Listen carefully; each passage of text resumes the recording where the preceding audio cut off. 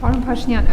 քաղաքացիական պայմանագիր կուսակցության նախընտրական ծրագրում նշված է, որ մինչև 2031 թվականը ՓՄԶ-ի մասնաբաժինը ՀՆԱ-ում պետք է հասցնել 40%-ի։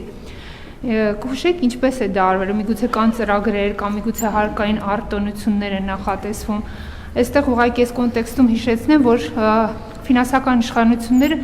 բազմիցս նշել են, որ Հայաստանը պետք է հրաժարվի արտոնյալ հարկային համակարգերից, ինչպիսին է դարձել շրջանառության հարկը։ Իսկ մենք գիտենք, որ շրջանառության հարկից ամենաշատը օգտվում են հենց ՓՄԶ սուբյեկտները։ Դուք էլ բազմիցս նշել եք, որ Հայաստանը պետք է աստիճանաբար գնա շրջհարկից հրաժարվելուն։ Նշում եք, որ չի կարող երկում լինել երկու զուգահեռ համակարգեր, շրջհարկ եւ հարկային ընդհանուր համակարգ, ես ամեն ինչը խեղաթյուրումը տնտեսության զարգացման այդ գաղափարը ընդհանուր։ Խոսում եք նաեւ նոր հարկային օրենսգիր ունենալու անհրաժեշտության մասին։ Ինձ հետաքրքրում է, ինչպես է ապահովելու 40%-ը ՓՄԶ-ի ՀՆԱ-ում, արդյոք կունենանք մինչև 31 թվականը նոր հարկային օրենսգիր եւ կհրաժարվի արդյոք Հայաստանը շրջհարկից։ Շնորհակալություն։ Նախ ուզում եմ հիշեցնել, որ միկրոբիզնեսի հասկացությունը մենք ենք ներդրել Հայաստանի Հանրապետությունում եւ մենք նաեւ մտադիր ենք միկրոբիզնեսի շեմը էականորեն բարձրացնել, որպեսզի մենք եվրոպական ստանդարտին համապատասխան, իմիջիալոց նաև այն պատճառով, որ մենք տարեկան 24 միլիոն դրամն ենք համարել միկրոբիզնեսի շեմ, բայց այնուամենայնիվ այս ընթացքում գնաճ է տեղի ունեցել որոշակի եւ այլն, որոնք այդ շեմի վրա ազդել են։ Եվ մենք օբյեկտիվ անհրաժեշտություն կա, որպեսզի մենք միկրոբիզնեսի շեմը բարձրացնենք, եւ ես կարող եմ ասել, որ միկրոբիզնեսի շեմը մենք առնվազն կկրկնապատկենք, այսինքն 24 միլիոնա 50 միլիոն կդարձնենք միկրոբիզնեսի շեմը եւ դրանով մի հսկայական սեգմենտի հարցը դուրս կգա եւ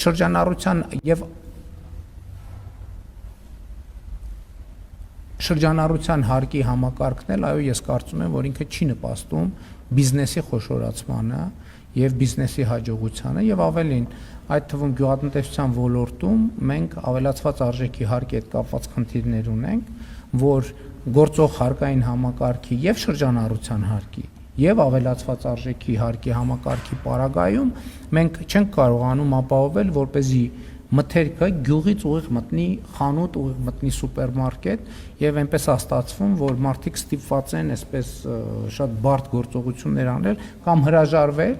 այդ գործողություններից եւ ստվերում գործել, ինչը խնդիր է մեզ համար եւ մենք պետք է այստեղ էլ ճկունություն ցուցաբերենք եւ այո, պետք է շրջանառության հարկի փոխարեն ավելացված արժեքի հարկի համակարգով աշխատենք, բայց պետք է նաև տարբերակված ավելացված արժեքի համակարգ գործի, այսինքն օրինակ, մասնավորապես ավելացված արժեքի հարկը գյուղմթերքի պարագայում լինի 0, որպեսզի նախ մի կողմից դա հնարավոր լինի, որ մարդիկ բերեն եւ վաճառեն,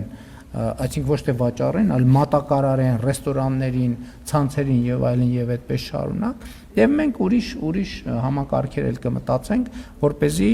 հարկային բեռը էականորեն եւ ընդհանրապես չավելանա, այլ ավելանա ոչ ստվերային տնտեսությունը եւ հարկային վճարումները ավելանան ստվերի կրճատման հաշվին, բայց դա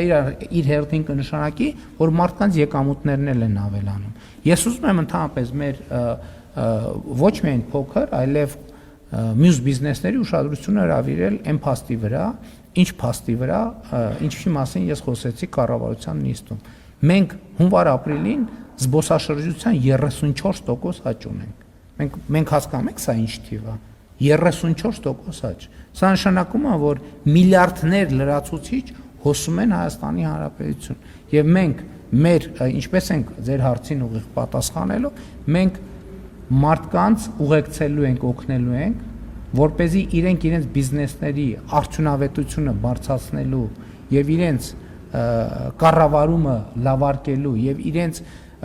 թվային եւ ոչ միայն թվային գործիքներին տիրապետելու միջոցով այդ միլիարդավոր դոլարների եւ տասնյակ միլիարդավոր դրամների հոսքերից ավելի մեծ գնալով ավելի մեծ մասնաբաժին ունենան, խոսքը փոքր եւ միջին բիզնեսի մասին է։ Էսա մեր